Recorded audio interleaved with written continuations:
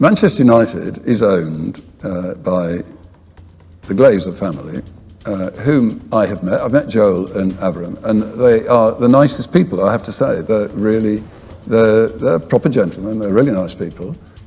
Sir Jim Ratcliffe is very close to buying Manchester United, as the Glazers prefer his bid ahead of the Qatar bid. Sir Jim was interviewed before the selling process began, and he said some very interesting things.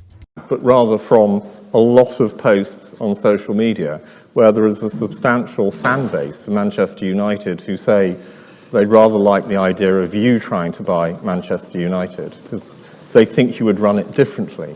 Firstly, do you think you might? Is there a chance of that? And secondly, would you run it? Might I run it differently, or might I run it? Might you run it differently? I'm sure you'd run it. I think the answer about performance on Manchester United is a simple one, really, that the biggest correlation in success in football is money, without question. It's not the only correlation, because you've got outliers like Brighton. Okay, but the biggest correlation by far is if you've got the highest revenues, you can afford the best players, you play the best football. Yeah? And Manchester United is one of those, it was one of those top three clubs. You had the two in Spain, Madrid and Barca, and you had Manchester United, and the all-in revenues about 800 million. There's a few more have joined that club now, of course, because you've got Bayern Munich, you've got PSG, you've got, I can hardly say it, Manchester City. Yeah. And Liverpool are a little bit closer, but Manchester United are not playing in that league. They're not playing in the league of those other teams at the moment, and they haven't done for quite some years now, really, since Sir Alex stepped down. So something is not, they're not firing on all cylinders. So I think that would be my point on performance, really, And would you like to come back for another? Do you think there's a possibility you might acquire it at some point? Well, I think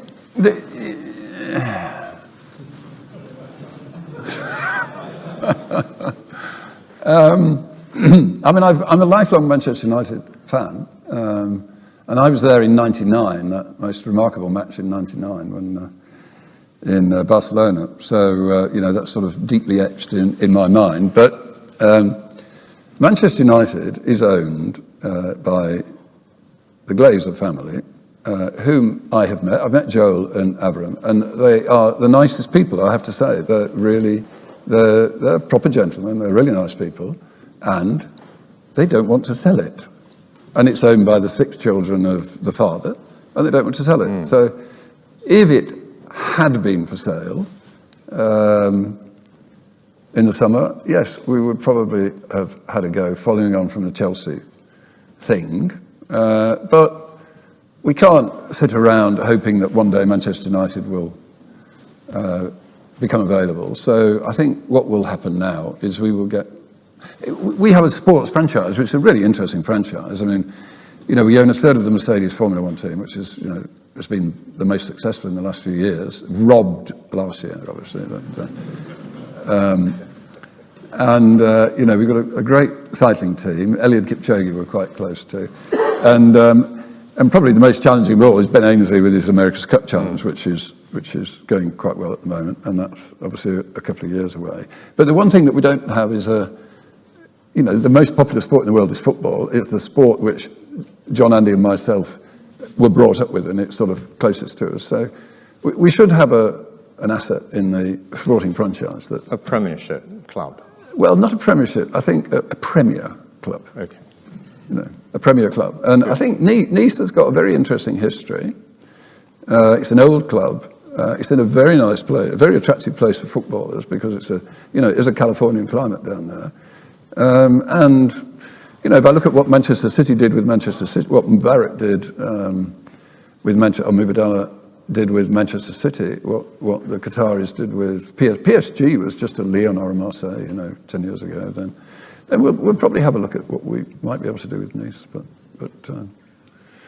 there you go. That's extremely. Good. Further questions? Must have some more. Qatar are still not completely out of the race and could put in a last-minute bid to convince the Glazers to sell to them instead.